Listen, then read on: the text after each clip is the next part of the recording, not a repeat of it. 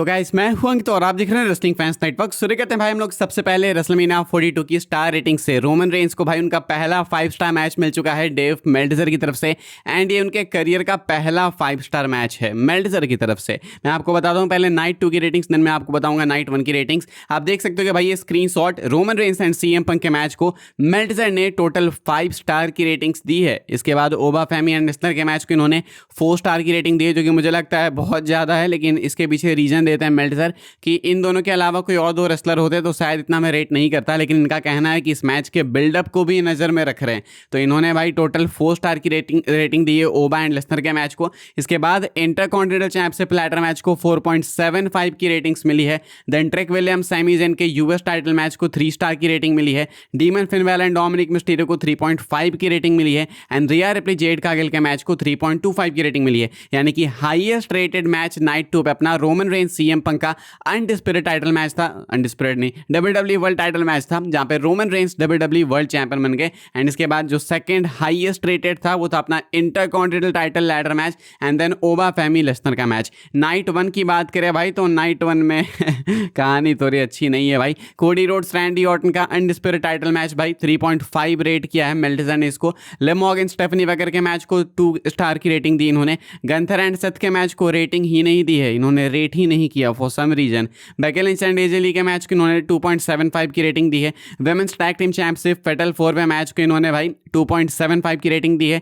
Jacob फाटू and Drew McIntyre के match को इन्होंने 4.25 की रेटिंग्स दी है and LA Knight and the Usos versus iso speed Logan Paul and Austin theory को इन्होंने 2.5 की रेटिंग्स दी है। यानी कि नाइट 1 में भाई जो हाईएस्ट रेटेड मैच था अपना वो था unsanctioned match between Drew McIntyre and Jacob Fatu, जिसकी रेटिंग है 4.25 and second highest rated match अपना 3.5 की रेटिंग्स के साथ Cody Rhodes and Randy Orton का मैच था। यानी कि नाइट 1 नाइट 2 कंबाइंड जिस मैच ने सबसे अच्छी रेटिंग्स गेन की है भाई वो है अपना रोमन रेंस सीएम पंक का match and match absolutely insane था भाई। देख के जो मजा आया पूछो मत। रिपीट वैल्यू बहुत कमाल की है, आप हर कुछ साल में हर कुछ महीने बाद वापस जाके मैच देख सकते हो। एक्चुअली में बेस्ट मेनिया मैचेस में आएगा ये। एंड अगर लीस्ट रेटेड की बात करें तो वैसे तो भाई इन्होंने रेट नहीं किया है गंथर एंड सेथ के मैच को, तो आप उसको भी बोल सकते हो, लेकिन फिर भी रेटिंग जिनको मिली उससे बात करें तो लिव मॉर्गन स्टेफनी वेगर के मैच को 2 की रेटिंग दी है। ये नाइट 1 नाइट 2 कंबाइंड सबसे कम रेटिंग पाने वाला मैच है।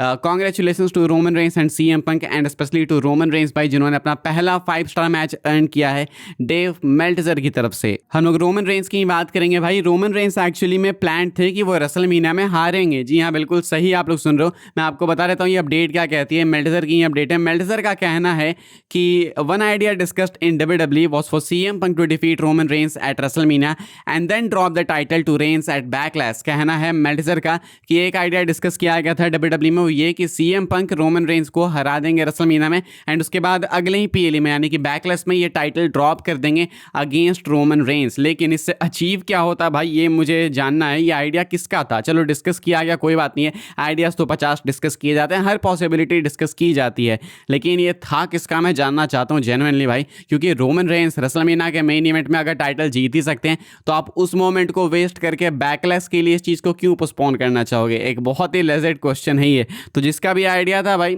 उसको अच्छे से डब्ल्यूडब्ल्यूई को देखना चाहिए कि ये बंदा क्या सोच के क्या क्या बक रहा है। फिलहाल अगर सोचो ये हो जाता तो अभी भी रोमन चैंपियन नहीं होते हैं एंड 10 मई को जाके वो चैंपियन बनते, लेकिन डब्ल्यूडब्ल्यूई ने आइडिया अप्रूव नहीं किया। डब्ल्यूडब्ल्यूई रोमन के साथ गए एंड रोमन रेंस हमें रेसलमेनिया में डब्ल्यूडब्ल्यूई वर्ल्ड चैंपियन बनते हुए देखने को मिले। एक आइडिया, एक और ओरिजिनल आइडिया जो पिच किया गया था वो था रैंडी ऑर्टन के लिए and Randy Orton originally plan थे, शेड्यूल्ड थे कि वो रेसलमेनिया में जीतेंगे। ये भी मेल्टजर की अपडेट है, कहा जा रहा है कि Randy Orton was initially scheduled to defeat Cody Rhodes for the undisputed title, likely with Pat McAfee's help to set up Orton and McAfee versus Rhodes and Jelly Roll at Backlash. However, the plan was scrapped after McAfee opted out. कहना है Meltzer का कि Randy Orton initially scheduled थे कि वो WrestleMania में कोडी को बीट करेंगे for the undisputed title and वो बन जाएंगे WWE undisputed champion, 15 time world champion बन जाएंगे वो। लेकिन ये आइडिया शायद शूट डाउन किया गया, टर्न डाउन किया गया जब मैकएफे ने खुद ऑप्ट आउट किया। कल मैंने आपको अपडेट बताई थी कि पैट मैकएफे ने बोला भाई कि अब वो ये कोडी ऑर्टन की कहानी का का पार्ट नहीं होना चाहते बिकॉज फैंस ये नहीं चाहते हैं।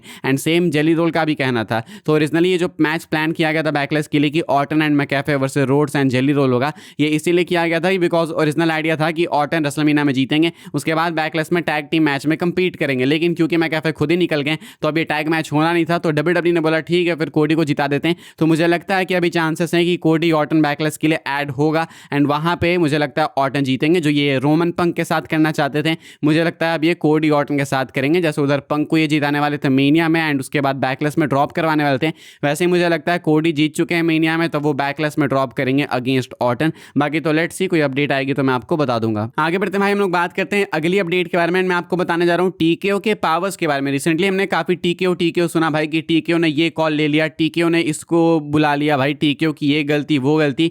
लेकिन टीकेओ के पास एक्चुअली में कितने पावर्स हैं? रेसलिंग ऑब्जर्वर न्यूज़ लेटर में बताया गया है कि TKO CEO Ari Emanuel and president Mark Shapiro do have the final say in WWE creative but they almost never exercise it. It was noted that in this situation, यानी कि WrestleMania 42, they chose to use that authority at the most inopportune time. तो कहना है Meltzer का कि TKO के जो CEO हैं एरी मैनुअल एंड जो प्रेसिडेंट है मार्क सेपेरो, यस इनका ही है फाइनल से डब्ल्यूडब्ल्यू क्रिएटिव में। यानी कि डब्ल्यूडब्ल्यू वाले अगर किसी आइडिया को अप्रूव करवाने जाएंगे तो फाइनल से इनका ही होगा। ये अगर अप्रूव करेंगे तो होगा, नहीं करेंगे मना कर देंगे तो नहीं होगा। लेकिन ये लोग बहुत ही रेयरली इस चीज़ को यूज़ करते हैं, ये ज़्यादा खुद को इन्वॉल्व करना नहीं चाहते हैं। ये कभी कदार ही इन्वॉल्व होते हैं। अभी रेसलमेनिया 42 में हुए थे, बहुत ही गलत समय पे हुए थे, वो हमने देख ही लिया कि इनका इन्वॉल्व होना कितना ही गलत था। हालांकि ये चाहे तो किसी भी डिसीजन को रोक सकते हैं, इससे पता चलता है। यानी कि अगर ये चाह जाए कि कोडी रोड्स टाइटल ड्रॉप करे बैकलेस में तो कोडी को करना होगा, एंड अगर ये नहीं चाहेंगे तो कोडी को नहीं करना होगा। इनके पास ही मेन पावर से फाइनल से इन्हीं का है, मार्क सेपेरो एंड एरी मैनुअल। ये दो नेम्स याद रखना भाई, आने वाले टाइम में कुछ महीनों में आपको बहुत सुनने को मिलेंगे शायद डब्ल्यूडब्ल्यू अनरियल में। यानी तो जब भी कुछ ऊट पटांग चीज़ें होंगी तो आपको ये सब कुछ सुनने को मिलेगा। हम लोग आगे बढ़ते हैं भाई, बात करते हैं अपनी आखिरी अपडेट के बारे में जो कि एवल को लेके भाई। एवल ईवल बोलते हैं ना, वो तो ईवल को डब्ल्यूडब्ल्यू वाले साइन कर चुके हैं। बहुत पहले मैंने आपको अपडेट बताई थी कि डब्ल्यूडब्ल्यू वाले न्यू जापान के टैलेंट ईवल पे अपनी नज़रें रखे हुए हैं एंड इन्होंने भाई साइन कर लिया है डब्ल्यूडब्ल्यू के साथ। फाइनली पीडब्ल्यू साइड की रिपोर्ट है कि Evil has signed with WWE and लोग कहते तो हैं कि ये बहुत अच्छे टैलेंट है। आई विल नॉट प्रिटेंड कि मुझे पता है कि ये कितने अच्छे टैलेंट है, क्या कर सकते हैं क्या नहीं।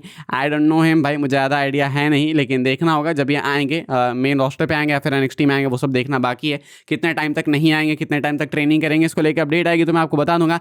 फिलहाल द बिग न्यूज़ है कि ईवल जो कितने टाइम से रूमर थे डब्ल्यूडब्ल्यू के साथ साइन करने के लिए, इन्होंने फाइनली डब्ल्यूडब्ल्यू के साथ डील साइन कर ली है एंड ये डब्ल्यूडब्ल्यू के साथ आ चुके हैं। इस वाली वीडियो के लिए भाई यही सारी अपडेट्स थी। आई होप आपको इन्फॉर्मेशन मिली हो तो वीडियो को लाइक कीजिएगा, शेयर कीजिएगा एंड सब्सक्राइब कीजिएगा चैनल को, ताकि आने वाले टाइम के अंदर आपको और भी सही डब्ल्यूडब्ल्यू की अपडेट्स वगैरह सबसे पहले देखने को जानने को मिलते रहे। फॉलो कर सकते हैं आप मुझे इंस्टाग्राम एंड ट्विटर पर, लिंक आपको मिलेगा डिस्क्रिप्शन में। ज्वाइन कर सकते हैं व्हाट्सएप चैनल को, उसके भी लिंक है डिस्क्रिप्शन में। मिलूंगा मैं आपसे अगली वीडियो में जल्दी ही, तब तक के लिए goodbye, thanks for watching.